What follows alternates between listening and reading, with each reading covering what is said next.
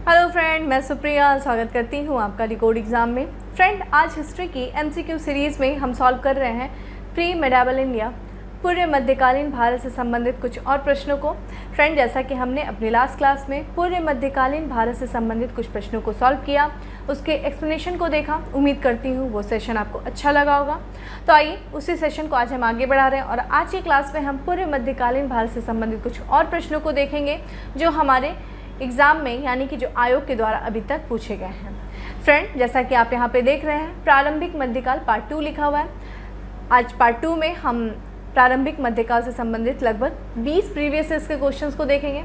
और फ्रेंड, जैसा कि मेरी हमेशा कोशिश रहती है, मैं आपको एक एक क्वेश्चंस को ऐसे एक्सप्लेन करते हुए चलूँ जिससे कि अगर जिन लोगों ने इस चैप्टर से संबंधित क्लास नहीं भी किया हो तो भी उन्हें क्वेश्चंस को सॉल्व करने में किसी भी तरह का कोई डाउट या किसी भी तरह का कोई कन्फ्यूज़न क्रिएट ना हो।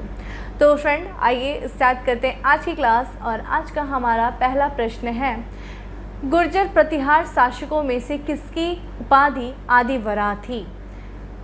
वत्सराज की, नागभट्ट द्वितीय, मिहिर भोज, नागभट्ट प्रथम। देखा जाए ये क्वेश्चन आया था यूपीएआरओ प्री 2017 में, रिसेंटली ये प्रश्न आया था। तो बताइए किस गुर्जर प्रतिहार शासक ने आदिवरा की उपाधि धारण की थी? तो हमारा आंसर क्या हो जाएगा? मिहिर भोज। ठीक है, तो मिहिर भोज के द्वारा आदिवरा की उपाधि धारण की गई थी। मिहिर भोज के ग्वालियर अभिलेख से हमें पता चलता है कि इन्होंने आदिवरा की उपाधि धारण की थी। और साथ ही साथ दौलतपुर अभिलेख से हमें पता चलता है कि इन्होंने प्रभास उपाधि धारण की थी। प्रभास नामक भी इन्होंने उपाधि धारण की थी। और साथ ही साथ इन्होंने एक द्रमक नामक सिक्का चलाया था जिसका नाम आदि नामक द्रमक सिक्का चलाया था, जिसके एक तरफ वराह की आकृति भी थी। ठीक है, तो ये भी ध्यान रखिएगा। बाकी बात करें गुर्जर प्रतिहार वंश के बारे में, तो इस वंश के जो संस्थापक थे वो आपके नागभट्ट प्रथम थे। और इस वंश के जो वास्तविक संस्थापक माने जाते हैं वो वत्सराज माने जाते हैं। ठीक है, तो वैसे हमारे क्वेश्चन के अकॉर्डिंग हमारा आंसर क्या हो गया? मिहिर भोज। ठीक है, चलिए नेक्स्ट क्वेश्चन पे चलते हैं। नेक्स्ट हमारा, निम्नलिखित ऐतिहासिक व्यक्तियों के कालक्रमानुसार संयोजित कर नीचे दिए गए कूट से सही उत्तर चुनिए। ठीक है फ्रेंड, यहाँ पे कुछ शासकों के नाम दिए गए हैं और उन शासकों को उनके कालक्रमानुसार हमें क्या करना है, उन्हें व्यवस्थित करना है कि कौन से शासक पहले आए, फिर उसके बाद कौन सा है, फिर उसके बाद कौन सा है। तो देखा जाए, नागभट्ट द्वितीय, महीपाल, महेंद्रपाल, वत्सराज। ये देखिए क्वेश्चन आया था यूपी मेंस 2017 में ये प्रश्न आया था। तो हमारा देखिए आंसर क्या होना चाहिए? सबसे पहले जो आया था वो है वत्सराज। वत्सराज यानी कि गुर्जर प्रतिहार वंश का वास्तविक संस्थापक है और जिनका समय देख लीजिए क्या है, 775 से लेकर के 800 माना जाता है। और फ्रेंड प्लीज़ आप इसके लिए मत कहीं कुछ बुक में ये थोड़ा सा समय वैरी भी कर जाता है, जिसको लेकर के आप ज़्यादा परेशान मत हुआ करिए, क्योंकि ज़्यादातर प्रश्न उनके शासनकाल से संबंधित प्रश्न नहीं आते हैं। ठीक है, बस थोड़ा बहुत आपको ये पता होना चाहिए कौन सा शासक पहले आया था। ठीक है, वत्सराज के बाद देखा जाए तो नागभट्ट द्वितीय आते हैं और नागभट्ट द्वितीय का जो समय माना जाता है वो 800 से लेकर के 833 माना जाता है। नागभट्ट द्वितीय के बाद आते हैं मिहिर भोज के पुत्र यानी कि महेंद्रपाल, और महेंद्रपाल का जो समय माना जाता है वो 885 से लेकर के 910 माना जाता है। ठीक है, 910 माना जाता है। महेंद्रपाल जो है वो मिहिर भोज के पुत्र थे। और जो अंतिम रहते हैं शासक रहते हैं वो महीपाल, और महीपाल का जो समय माना जाता है वो 912 से लेकर के 943 माना जाता है। ठीक है फ्रेंड, तो हमारा आंसर क्या हो गया? पहले वत्सराज है, फिर नागभट्ट द्वितीय है, फिर महीपाल है, नागभट्ट द्वितीय, फिर महेंद्रपाल है, फिर उसके बाद महीपाल है। तो हमारा आंसर क्या हो गया? बी। और फ्रेंड महेंद्रपाल जो कि मिहिर भोज के पुत्र थे, और हमने लास्ट क्लास में बताया था आपको कि महेंद्रपाल के दरबार में ही कर्पूर मंजरी के रचनाकार यानी कि राजशेखर भी रहा करते थे। ठीक है, चलिए ये भी आपका रिवीजन हो गया। नेक्स्ट प्रश्न पे चलते हैं। नेक्स्ट है हमारा, निम्नलिखित में से कौन सा शासक गुर्जर प्रतिहार राजवंश से संबंधित नहीं है? ठीक है, यहाँ पे पूछा है नहीं है गुर्जर प्रतिहार वंश से। नागभट्ट द्वितीय हैं, महेंद्रपाल प्रथम भी हैं, देवपाल भी हैं। तो जो शासक गुर्जर प्रतिहार वंश से संबंधित नहीं है वो उसका नाम क्या है? भद्रभट्ट प्रथम। ठीक है, भद्रभट्ट प्रथम जो है वो गुर्जर प्रतिहार वंश से संबंधित नहीं है। बाकी अन्य शासक नागभट्ट द्वितीय, महेंद्रपाल प्रथम, देवपाल, ये सब आपके गुर्जर प्रतिहार राजवंश से संबंधित हैं। और ये प्रश्न आया था राजस्थान प्री 2018 में, ये प्रश्न आया था। चले जाए नेक्स्ट क्वेश्चन पे है, महान जैन विद्वान हेमचंद्र। ठीक है, ये जैन विद्वान थे हेमचंद्र, किसकी सभा को अलंकृत करते थे? ये किसकी सभा में थे? कौन से शासक के द्वारा इनको संरक्षण प्राप्त था? तो प्रश्न का देखिए विकल्प क्या दिया है, अमोघ वर्ष, कुमारपाल, जय सिंह, सिद्धराज, विद्याधर। तो देखा जाए हमारा आंसर क्या हो गया, कुमारपाल। ठीक है फ्रेंड, कुमारपाल के जो कि एक सोलंकी वंश के शासक थे, इन्हीं के दरबार में रहा करते थे। जो कि अगर बात करें हेमचंद्र की फ्रेंड, तो हेमचंद्र जो थे वो जो सोलंकी वंश शासक जो सिद्धराज, जय सिंह सिद्धराज के द्वारा ही इनको प्रमुखता प्राप्त हुई थी। परंतु इनके यद्यपि इन्होंने क्या किया, कुमार जो ये आपके जय सिंह सिद्धराज हैं, इनके समय में इनको हेमचंद्र को प्रमुखता प्राप्त हुई, परंतु इन्होंने कुमारपाल के दरबार में उनके सहायक के रूप में इन्होंने काम किया। बात करें हेमचंद्र के बारे में फ्रेंड, तो इनकी कुछ महत्वपूर्ण रचनाएं थी, जैसे कि इन्होंने कुमारपाल चरित ग्रंथ लिखा, साथ ही साथ इन्होंने अष्टादश सहस्त्री का रचना किया और इन्होंने सिद्ध हेम व्याकरण की रचना किया। ऐसा माना जाता है कि इन्होंने लगभग 3.5 करोड़ ग्रंथों की इन्होंने रचना की थी। ठीक है फ्रेंड, चलिए और देखा जाए यहाँ पे हमने आंसर देख लिया। अमोघ वर्ष के बारे में आपने पता सुनाई है, हमने लास्ट क्लास में भी चर्चा किया था। अमोघ वर्ष राष्ट्रकूट वंश के शासक थे और ये देखा जाए तो एक सैनिक छावनी में इनका जन्म हुआ था, जब इनके पिता यानी कि राष्ट्रकूट शासक कृष्ण तृतीय जब उत्तर अभियान में गए थे, उत्तर भारत के अभियान में गए थे और जब वहाँ से वापस लौट रहे थे तो नर्मदा नदी के किनारे एक सैनिक छावनी में अमोघ वर्ष का जन्म हुआ था। विद्याधर जो कि चंदेल वंश के शासक हैं और इन्हीं के समय में देखा जाए तो जो चंदेल जो बुंदेलखंड वाला क्षेत्र है, उसी समय मोहम्मद गजनवी ने आक्रमण किया था। विद्याधर ने कहा जाता है मोहम्मद गजनवी को पराजित भी किया था। ठीक है, चलिए नेक्स्ट प्रश्न पे चलते हैं। नेक्स्ट प्रश्न है हमारा, निम्नलिखित में से किस एक नया संवत चलाने का यश प्राप्त है? किसे एक नया संवत चलाने का यश प्राप्त है? धर्मपाल, देवपाल, विजय सेन, लक्ष्मण सेन। ठीक है फ्रेंड, तो ये यूपीपीसीएस प्री 1999 में ये प्रश्न आया था। तो बताइए किसने नया संवत चलाने का किसे यश प्राप्त है? तो ये हमारा आंसर है सेन वंश के शासक लक्ष्मण सेन के द्वारा जो है एक संवत चलाया गया था। ठीक है, सेन वंश जो कि बंगाल में सेन वंश था, सेन वंश के संस्थापक जिसे हम मानते हैं सामंत सेन के द्वारा सेन वंश की स्थापना किया गया था। और लक्ष्मण सेन की बात करें तो इन्होंने लगभग 778 से लेकर के 1206 तक वहाँ पे इन्होंने शासन किया और इन्होंने अपनी जो राजधानी बनाई थी, चूँकि सेन वंश की राजधानी प्रारंभ में गौड़ थी और गौड़ के समीप इन्होंने एक लखनौती नामक राजधानी का इन्होंने स्थापना की। लखनौती नामक राजधानी बनाई जिस पर अधिकार किसने कर लिया था? बख्तियार खिलजी के द्वारा उस पर अधिकार कर लिया गया था। ठीक है, और इन्हीं के दरबार में, लक्ष्मण सेन के दरबार में फ्रेंड कुछ विद्वान रहा करते थे, जैसे कि गीत गोविंद के रचनाकार चंद्रलोक के रचनाकार जयदेव रहा करते थे इनके दरबार में और साथ ही साथ पवन दूत के रचनाकार धोई भी रहा करते थे इनके दरबार में। ठीक है, और विजय सेन के फ्रेंड, विजय सेन के बारे में जो हमें जानकारी मिलती है वो हमें मिलती है देवपाड़ा प्रशस्ति से, हमें इनके बारे में जानकारी मिलती है और साथ ही साथ देवपाड़ा प्रशस्ति जो कि विजय सेन की देवपाड़ा प्रशस्ति, उससे हमें ये पता चलता है कि जो सेन थे वो स्वयं को ब्राह्मण क्षत्रिय कहा करते थे। धर्मपाल की फ्रेंड, धर्मपाल ने जिन्होंने ये पाल वंश के शासक थे और इन्होंने विक्रमशिला विश्वविद्यालय की स्थापना किया था, ये भी हम लोगों ने देखा था। चलिए नेक्स्ट पे चलते हैं। लक्ष्मण संवत का प्रारंभ निम्नलिखित किस वंश द्वारा किया गया? ये उसी प्रश्न से संबंधित है, आंसर आप कर लेंगे मुझे पता है। प्रतिहारों द्वारा, पालों द्वारा, चौहानों द्वारा, सैनों द्वारा। तो आंसर क्या हो गया हमारा? सैनों के द्वारा। जो सेन वंश के शासक थे जो कि लक्ष्मण सेन के द्वारा लक्ष्मण संवत का प्रारंभ किया गया था और ये बंगाल वाले क्षेत्र में थे। ठीक है, और ये यूपीपीसीएस प्री मेंस 2005 में ये प्रश्न आया था। चलिए नेक्स्ट प्रश्न पे चलते हैं। नेक्स्ट है, निम्नलिखित में से कौन से मध्यकालीन भारत के प्रसिद्ध विधिवेत्ता हैं? ठीक है फ्रेंड, विधिवेत्ता कौन है? विज्ञानेश्वर, हिमाद्री, जीमूतवाहन या राजशेखर। तो देखिए हमारा आंसर क्या हो जाएगा? विज्ञानेश्वर, हिमाद्री और जीमूतवाहन, ये हमारे क्या थे? मध्यकालीन भारत के प्रसिद्ध विधिवेत्ता थे। ठीक है, विधिवेत्ता। तो आंसर क्या हो जाएगा? 1, 2, 4। हमारा आंसर क्या हो गया? 1, 2, 4। बात करें विज्ञानेश्वर, तो विज्ञानेश्वर ने याज्ञवल्क्य स्मृति के ऊपर टीका लिखा था जिसका नाम था मिताक्षरा। मिताक्षरा फ्रेंड ये संपत्ति के विभाग के बारे में संबंधित है, यानी कि संपत्ति का बंटवारा। मिताक्षरा में विज्ञानेश्वर ने लिखा है कि पिता को अपनी संपत्ति का बंटवारा अपने जीवन काल में ही अपने पुत्र के साथ कर देना चाहिए, यानी कि जैसे ही पुत्र का जन्म होता है पुत्र का पूरा अधिकार हो जाता है पिता की संपत्ति पे, वो अपने पिता की संपत्ति को बेच सकता है या फिर किसी भी तरह का उस पे उसका पूरी तरीके से अधिकार माना जाता है। यानी कि इनका कहना है कि पिता को अपने जीवन काल में ही अपने पुत्र को अपनी संपत्ति का बंटवारा कर देना चाहिए अपने पुत्र से। वहीं बात करें जीमूतवाहन की फ्रेंड, जीमूतवाहन ने दाय भाग नामक पुस्तक लिखी। दाय भाग यानी कि संपत्ति का विभाग, दाय भाग। जिसमें इन्होंने ये बात लिखा, इन्होंने ठीक उल्टी बात लिखी जिन्होंने विज्ञानेश्वर ने जो मिताक्षरा में लिखा, इसकी ठीक उल्टा जीमूतवाहन ने दाएं भाग में लिखा कि पिता को अपने जीवन काल में संपत्ति का बंटवारा अपने पुत्र से नहीं करना चाहिए, बल्कि पिता की मृत्यु के बाद ही पुत्र को पिता की संपत्ति पर अपना अधिकारी समझना चाहिए। ठीक है, तो ये देखा हिमाद्री। फ्रेंड हिमाद्री जो थे, देखा जाए इनके बारे में, ये भी एक विद्वान थे, विधिवेत्ता थे, और इनके बारे में बात करें तो ये 13वीं सदी में कर्नाटक के एक विद्वान थे, और इन्होंने इनके द्वारा जो पुस्तक लिखी गई वो आयुर्वेद विज्ञान, जिसका हम लोगों ने पढ़ा था अष्टांग। ठीक है, अष्टांग हृदय पर इन्होंने टीका लिखा। इन्होंने चतुर्वर्ग चिंतामणि नामक ग्रंथ इन्होंने पुस्तक लिखी थी। ठीक है, तो ये हमारे थे। बाकी हमने राजशेखर के बारे में बात कर लिया। राजशेखर किसके दरबार में थे फ्रेंड, बताइए। राजशेखर महेंद्र पाल के दरबार में थे, प्रतिहार शासक महेंद्र पाल के दरबार में थे, जिन्होंने कौन सी पुस्तक लिखी थी, कर्पूर मंजरी पुस्तक की रचना की थी। तो हमने क्या देखा, मध्यकालीन भारत के प्रसिद्ध विधिवेत्ता कौन है, विज्ञानेश्वर, जिन्होंने मिताक्षरा लिखा।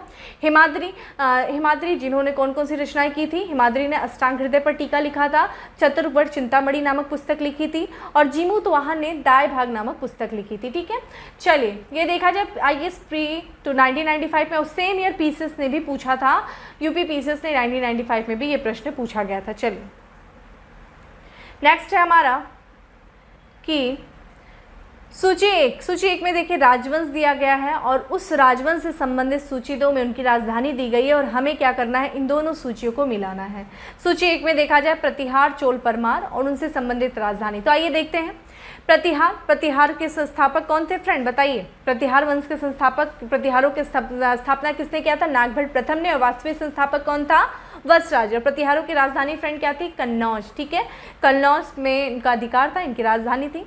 दूसरा देखा जाए चोल जिन्होंने विजयालय के द्वारा चोल वंश की स्थापना किया गया था, और चोलों की राजधानी फ्रेंड कौन सी थी, तंजौर। ठीक है, तंजौर में इन्होंने विजयालय ने अपनी राजधानी बनाई थी।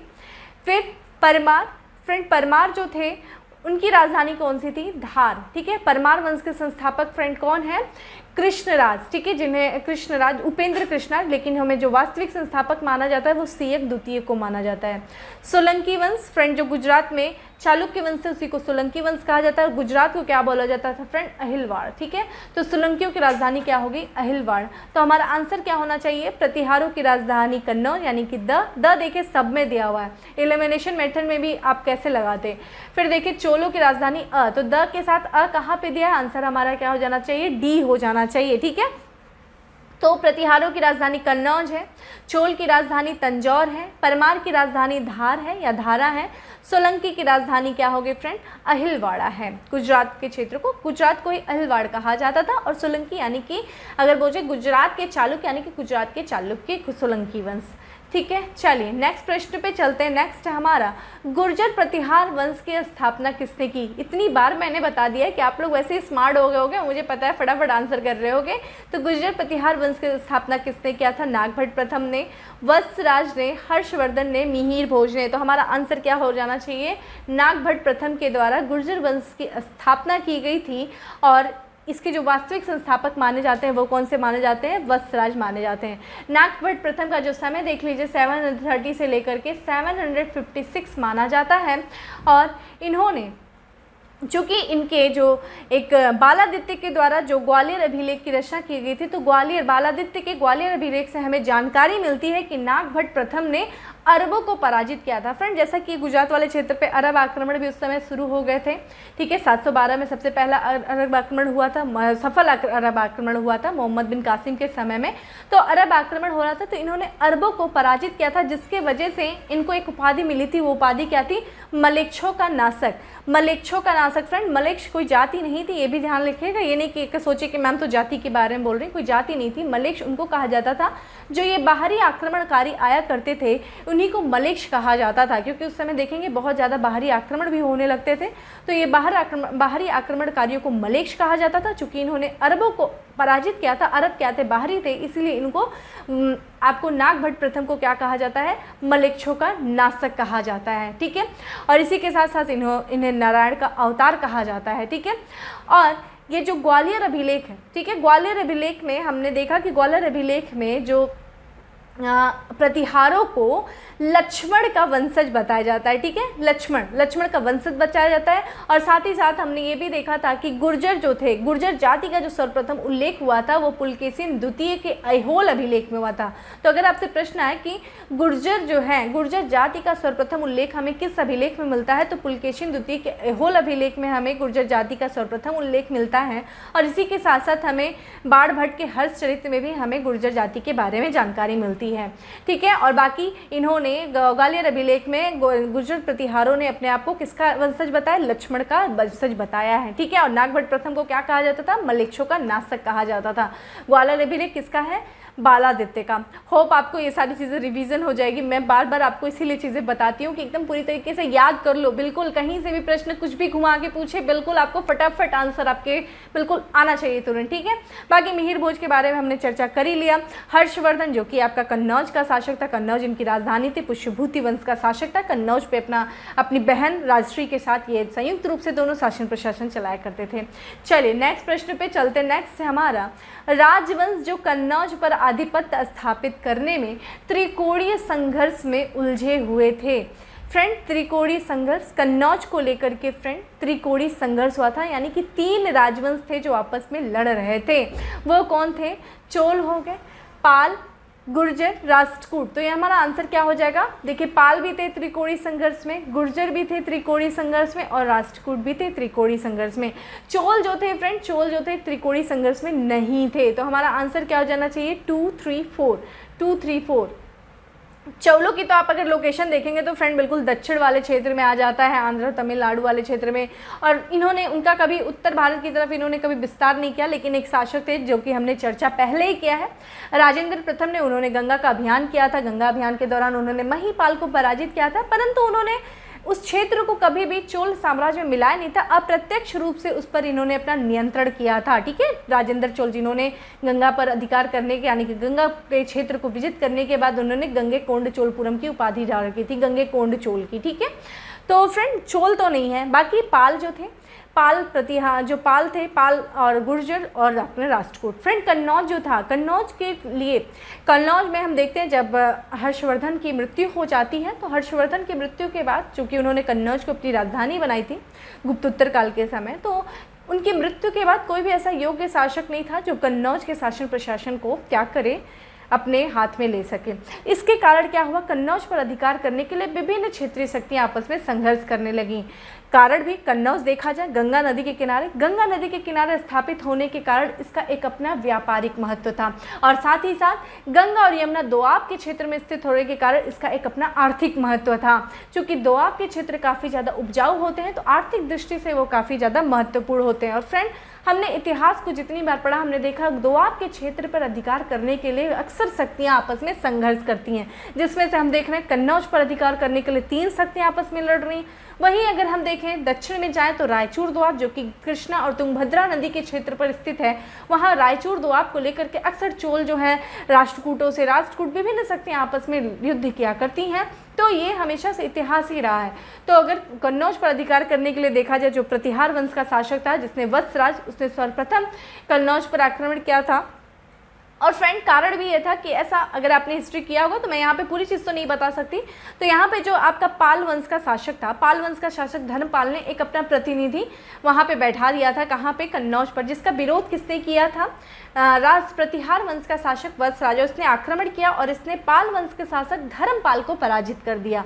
और जब धर्मपाल को पराजित कर दिया तो धर्मपाल ने राष्ट्रकूट वंश के शासक ध्रुव से सहायता ली। ध्रुव ने क्या किया, प्रतिहार वंश के शासक वत्सराज को पराजित किया।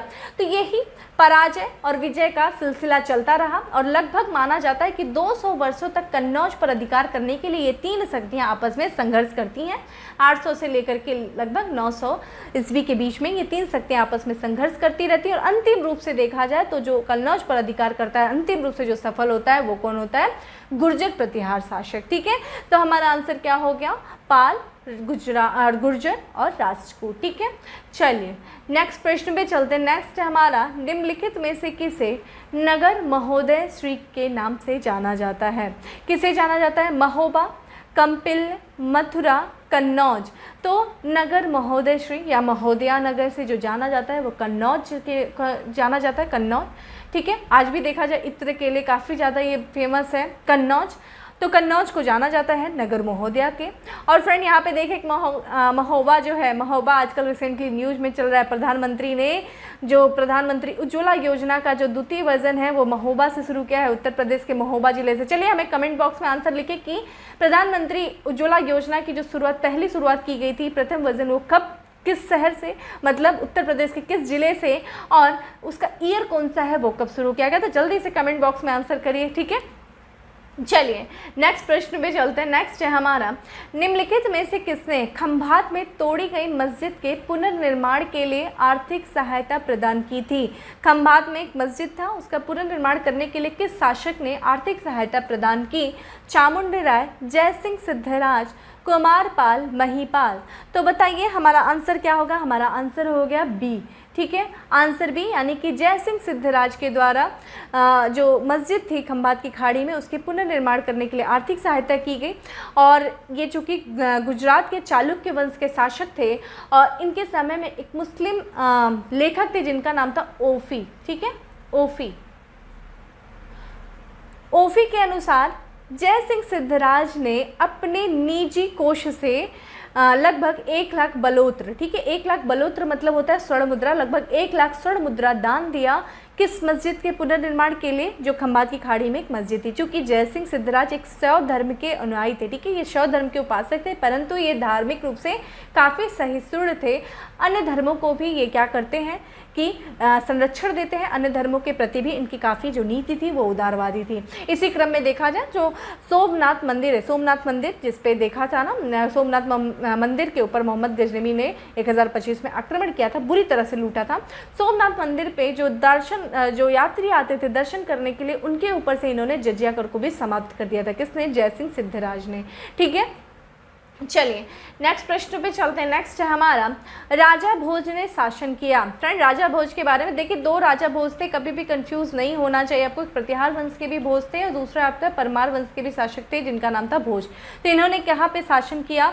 बस्तर पर, धार पर, महाकौशल पर, उज्जैन पर। तो देखिए हमारा आंसर क्या हो गया? धार पर इन्होंने शासन किया। ठीक है, परमारों की जो प्रारंभिक राजधानी थी उज्जैन थी, परंतु जब राजा भोज शासक बनते तो उन्होंने उज्जैन के स्थान पर धार को अपनी राजधानी बनाई।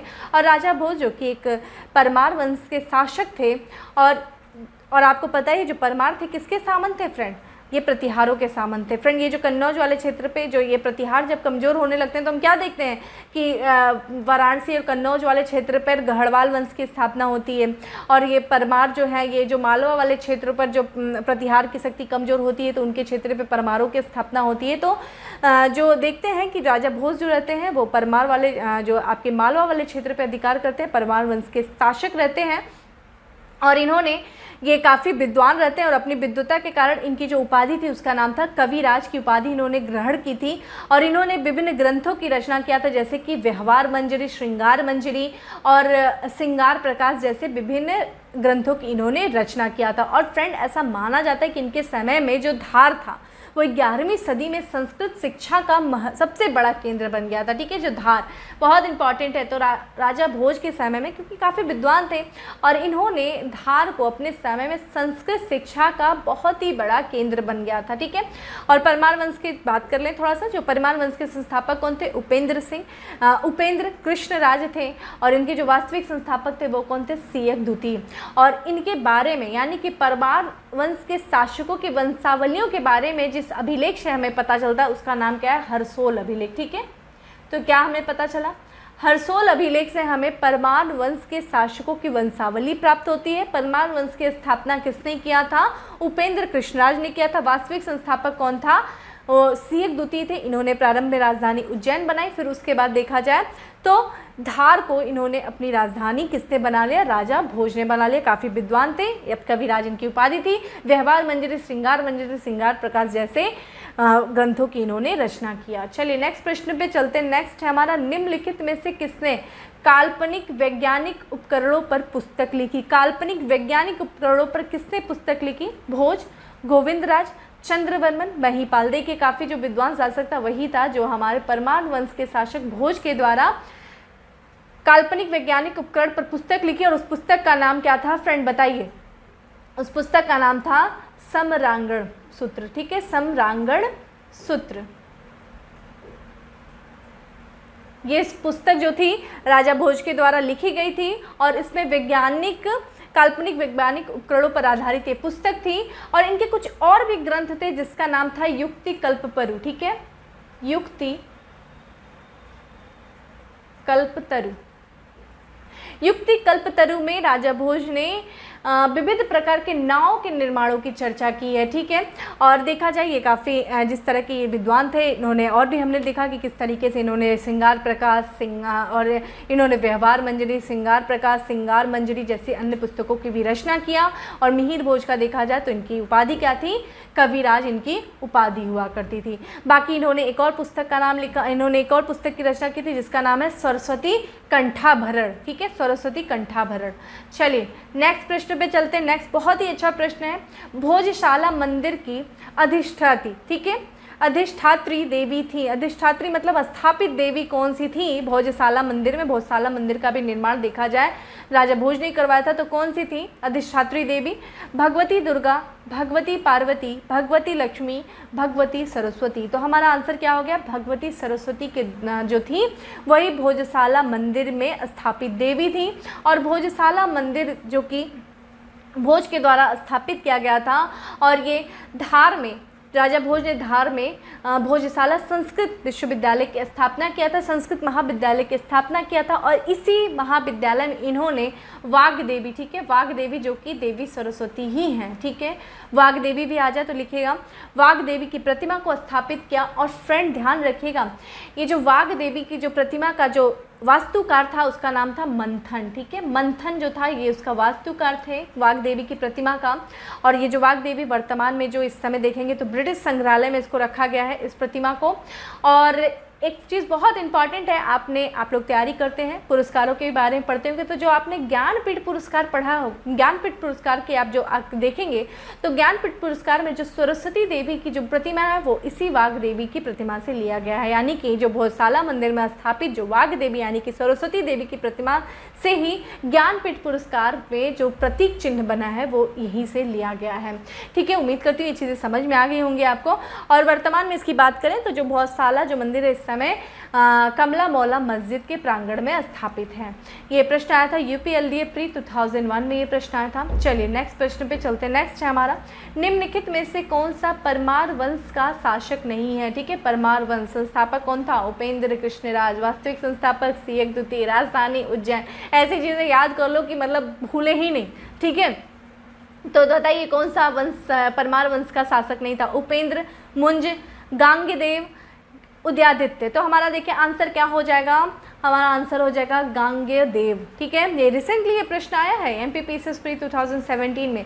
तो फिर बताइए गांगेयदेव किसके शासक थे? तो ये कलचुरी वंश के शासक थे, ठीक है, कलचुरी वंश जिसे हम चेदी वंश के भी नाम से जानते हैं, जिसकी स्थापना किसने किया था? कोकल प्रथम ने, ठीक है, कोकल प्रथम के द्वारा कलचुरी वंश या फिर चेदी वंश की स्थापना किया गया था, उसी के शासक थे गांगेयदेव। और कलचुरी वंश की जो राजधानी थी वो राजधानी क्या थी? त्रिपुरी जो थी वो कलचुरी वंश की राजधानी थी।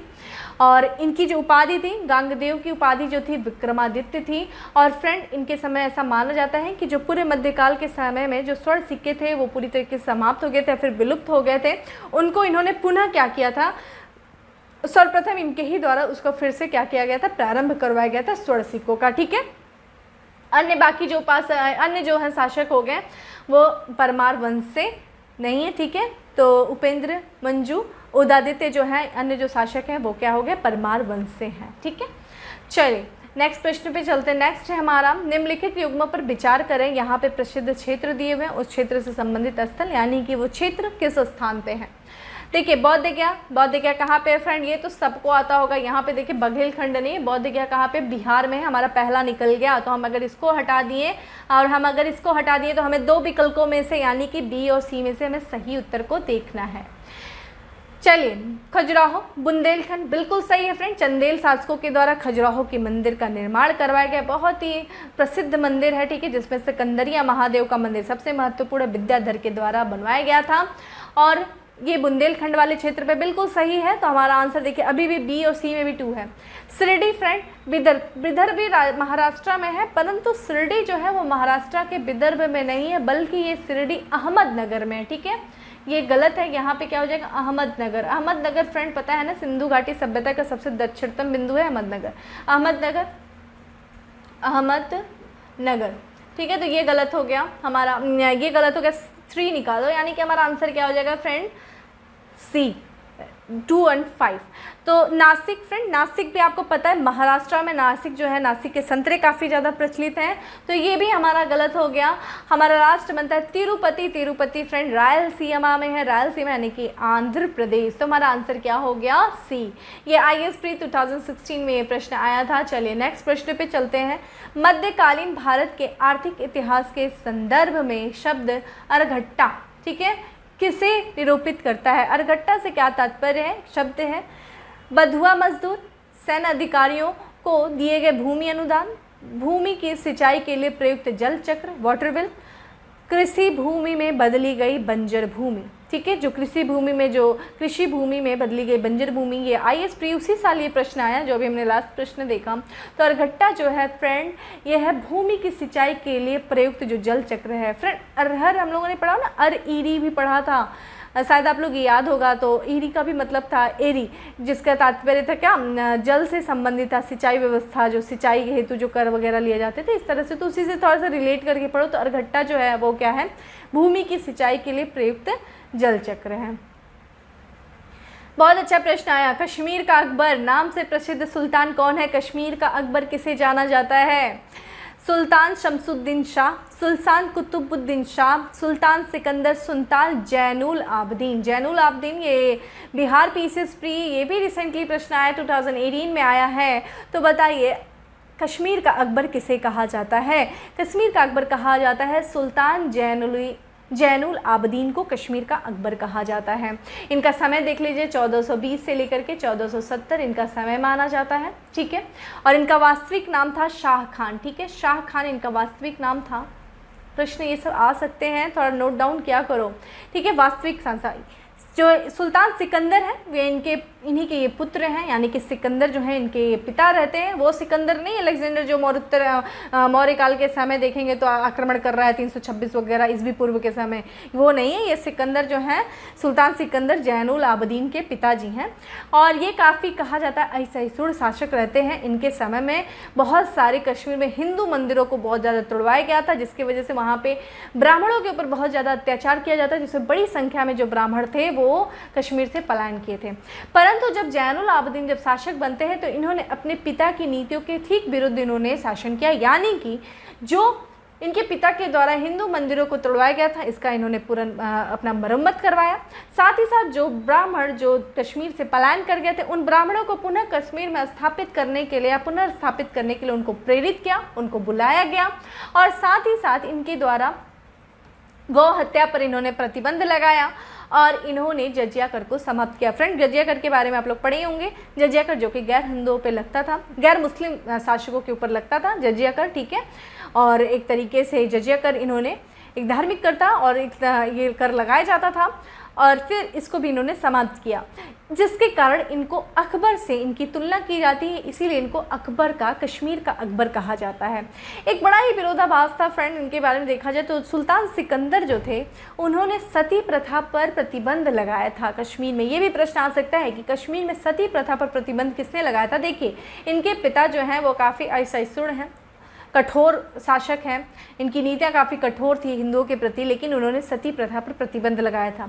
ठीक, लेकिन जब जैनुल आबदीन जो थे वो जब शासक बनते तो उन्होंने अपने पिता के द्वारा लगाए सती प्रथा पर प्रतिबंध को उन्होंने हटा दिया, यानी कि पुनः उन्होंने सती प्रथा की प्रथा को शुरू कर दिया था। कारण ये बिल्कुल धार्मिक था फ्रेंड वहाँ के क्षेत्रों को लेकर के। अब आप ये इस पर विचार करो, खुद बताना ऐसा क्या कारण था। बाकी मैंने आपको बता दिया। कमेंट बॉक्स में इसका रीज़न जरूर मुझे बताइएगा ताकि मैं आपके सारे कमेंट्स को देखती रहती हूँ। हाँ, अलग बात है मैं कमेंट कमेंट का रिप्लाई नहीं करती हूँ, परंतु मैं हर स्टूडेंट को देखती हूँ जो मेरी क्लास को अटेंड करते हैं। और कुछ स्टूडेंट मुझे काफ़ी ज़्यादा पसंद है जो रेगुलर इस क्लास को अटेंड करते हैं, कमेंट करते हैं और आंसर को काफ़ी मुझे अच्छा लगता है और काफ़ी मुझे भी मोटिवेशन मिलता है आप लोगों से। आप ही लोग मेरे लिए मोटिवेशन हो फ्रेंड। प्लीज़ आप लोग ज़्यादा से ज़्यादा कमेंट करो, ज़्यादा से ज़्यादा चीज़ों को शेयर करो, क्योंकि जितना ज़्यादा आप लोग मुझे मोटिवेट करोगे उतना ही ज़्यादा मेरे लिए, आपके लिए मैं और अच्छे से अच्छी सीरीज़ को सामने लेके आऊँगी। चलिए नेक्स्ट प्रश्न पे चलते हैं। नेक्स्ट है हमारा कर्नाट वंश का संस्थापक कौन है? कर्नाट वंश, ठीक है फ्रेंड। इसे हम सिमराय वंश के भी नाम से जानते हैं, देव वंश के भी नाम से जानते हैं, कर्नाट वंश। तो ये मिथिला वाले क्षेत्र में था फ्रेंड। तो इसके संस्थापक देखें, नान्यदेव, नरसिंहदेव, विजयदेव, हरिदेव। ये बिहार पीसीएस प्री 2016 में क्वेश्चन आया था। मिथिला वाला क्षेत्र भी बिहार में ही है। तो ये हमारे जो कर्नाट वंश के संस्थापक हैं कौन है? नान्यदेव, ठीक है। नान्यदेव ने कर्नाट वंश की स्थापना किया था। इसका जो कर्नाट वंश का जो शासन देख लीजिए क्या है, 1097 से लेकर के 1325 के बीच में माना जाता है। और नान्यदेव ने अपनी राजधानी जो बनाई थी, सिमरायगढ़ को अपनी राजधानी बनाई थी और यही इन्होंने इनके संस्थापक माना जाता है। चलिए बात करें जो कर्नाट वंश का जो शासन काल था फ्रेंड, वो मिथिला वाले क्षेत्र में था। और मिथिला इस समय जो कर्नाट वंश का ये जो समय है, इस समय जो मिथिला का स्वर्ण युग माना जाता, ठीक है। मिथिला का कर्नाट वंश का जो शासन काल था वो मिथिला के लिए स्वर्ण युग माना जाता था। चलिए नेक्स्ट प्रश्न पे चलते हैं, उसी से संबंधित प्रश्न है। कर्नाट वंश का अंतिम शासक कौन है? कर्नाट वंश का अंतिम शासक कौन है फ्रेंड? हरि सिंह, राम सिंह, मति सिंह, श्याम सिंह। ये सेम उसी प्रश्न आया। देखिए एक ही वंश से दो प्रश्न आ गए, कितना फ़ायदा हुआ होगा बच्चे को अगर एक चीज़ प्रश्न पढ़ा होगा तो मतलब फटाफट दो आंसर करके चलाया होगा। तो बताइए कर्नाट वंश का अंतिम शासक कौन था? जो कि पहला शासक तो नान्यदेव था, अंतिम शासक देखा जाए तो वो था आपका हरि सिंह, ठीक है। हरि सिंह जो कि देखा जाए इनके बारे में अगर बात करें तो ये कर्नाट वंश के अंतिम शासक थे, कला एवं साहित्य के महान संरक्षक थे। इन्होंने एक पंजी नामक व्यवस्था की शुरुआत की थी, ठीक है। पंजी नामक व्यवस्था की इन्होंने शुरुआत किया था, ठीक है। और हमने आपको बताया कर्नाट वंश का जो समय था वो मिथिला के लिए स्वर्णकाल माना जाता था, ठीक है। चलिए हम नेक्स्ट प्रश्न पे चलते हैं, हम अपने नेक्स्ट और आज के लास्ट प्रश्न में। सोच रहे होंगे मैम ने तो 20 क्वेश्चंस बताया था, 22 क्वेश्चंस पे आ गए। कोई बात नहीं, 2 क्वेश्चन आपके लिए बोनस है, ठीक है। जितना ज़्यादा क्वेश्चन लगाओगे उतना ही आपके लिए फ़ायदा है, ये बोनस है आपके लिए। तो देखा जाए गोडवाहु के रचयिता कौन है? गोडवाहु एक ग्रंथ है और इसकी रचयिता कौन है? हरिसेन, आर्यभट्ट, वाकपति, बाणभट्ट। ये ये यूपी पीसीएस में आया था 2014 में ये प्रश्न आया था। तो गोडवाहु के जो रचयिता है वो हैं आपके वाकपति, ठीक है। गोडवाहु जो एक प्राकृतिक भाषा में लिखा गया है, ठीक है। भाषा पे ध्यान रखिएगा, प्राकृत भाषा में लिखा गया है इस ग्रंथ का। और जो वाकपति है फ्रेंड वो यशोवर्मन के दरबार में रहते थे, यशोवर्मन के दरबारी कवि थे। यशोधर्मन से कंफ्यूज मत होइएगा, ये यशोवर्मन है, ठीक है। यशोवर्मन फ्रेंड कन्नौज का शासक था। जब हर्ष की मृत्यु हो जाती है, जो कि पुष्यभूति वंश का यानी कि वर्धन वंश का शासक हर्ष कन्नौज को अपनी राजधानी बनाया था। हर्षवर्धन की मृत्यु के पश्चात, कुछ समय पश्चात, क्योंकि कुछ और भी शासक आते हैं, उसके बाद एक शक्तिशाली शासक आता है कन्नौज पर जिसका नाम था यशोवर्मन।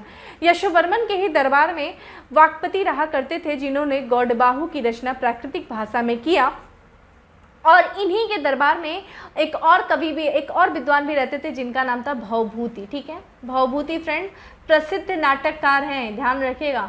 प्रसिद्ध नाटककार भी यशोवर्मन के दरबार में रहते थे जिन्होंने 3 नाटकों की रचना किया था। क्या क्या नाम था? मालती माधव और उत्तर रामचरित्र, और इसी के साथ साथ था महावीर चरित्र नामक 3 नाटकों की इन्होंने रचना किया था। कौन सा था? मालती माधव, उत्तर रामचरित माधव और तीसरा आपका था महावीर चरित्र, ठीक है। ये किसने इन्होंने रचना किया था? भवभूति ने। भवभूति भी किसके दरबार में थे? यशोवर्मन के दरबार में थे। बाकी गोडवाहु के भी रचयिता वाकपति भी किसके दरबार में थे? वो भी यशोवर्मन के दरबार में थे। तो फ्रेंड इस तरीके से हमारा पूर्व मध्यकालीन भारत से संबंधित जितने भी प्रश्न आयोग के द्वारा पूछे गए उन सारे प्रश्नों को हमने देखा। एक प्रश्नों को मैंने पूरी कोशिश की आपको अच्छे से एक्सप्लेन करते हुए चलूँ। उम्मीद करती हूँ आपको ये सेशन अच्छा लगा होगा। और प्लीज़ प्लीज़ प्लीज़ कमेंट करना नहीं भूलें, ज़्यादा से ज़्यादा चीज़ों को कमेंट करें। और जिन लोगों को सेशन नहीं अच्छा लगा वो प्लीज़ कमेंट बॉक्स में हमें ये ज़रूर बताएं कि उन्हें किस कारण से ये सेशन नहीं अच्छा लगा, ठीक है, ताकि मैं और फिर इम्प्रूवमेंट के साथ आपके सामने आ सकूँ। और फ्रेंड ज़्यादा से ज़्यादा शेयर करिए ताकि ज़्यादा से ज़्यादा लोगों को इस सेशन का बेनिफिट मिले। तो फिर मिलते हैं अपने नेक्स्ट सेशन में। तब तक के लिए bye, have a good day, stay safe and stay happy.